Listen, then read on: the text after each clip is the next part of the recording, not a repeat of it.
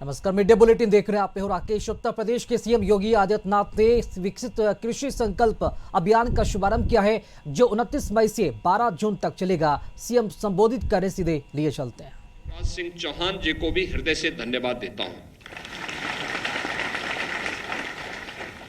आपने देखा होगा उत्तर प्रदेश के अंदर पिछले 11 वर्ष के अंदर खेती और किसानी के क्षेत्र में कितना परिवर्तन हुआ है।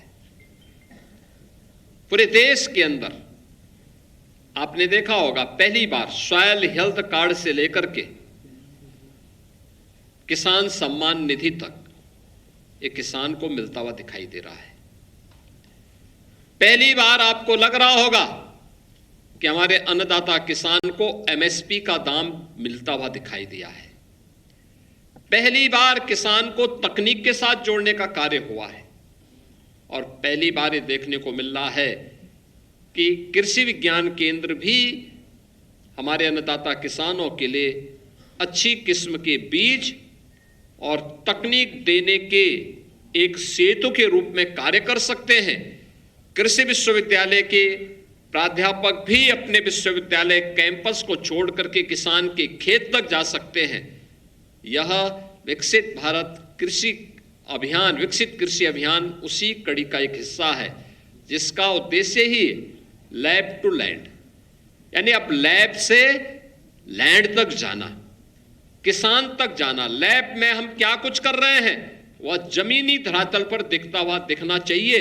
इसके लिए जो अभियान प्रारंभ हो रहा है यह अपने आप में एक अभिनव पहल है और इसमें कृषि वैज्ञानिक जो भी जाएंगे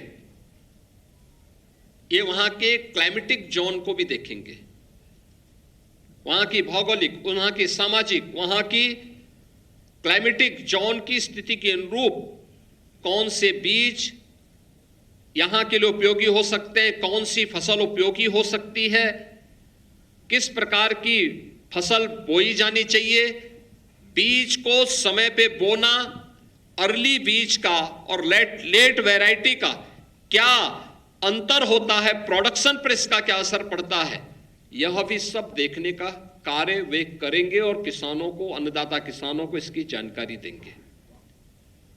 बहनों और भाइयों, आपने देखा होगा पिछले 8 वर्ष के अंदर डबल इंजन की उत्तर प्रदेश की सरकार ने खेती और किसानी के लिए, अपने अन्नदाता किसानों के जीवन में परिवर्तन करने के लिए एक बड़े अभियान को अपने हाथों में प्रधानमंत्री मोदी जी के मार्गदर्शन में लिया। आपने देखा होगा उत्तर प्रदेश जैसे राज्य में इसके लिए भारी स्कोप है,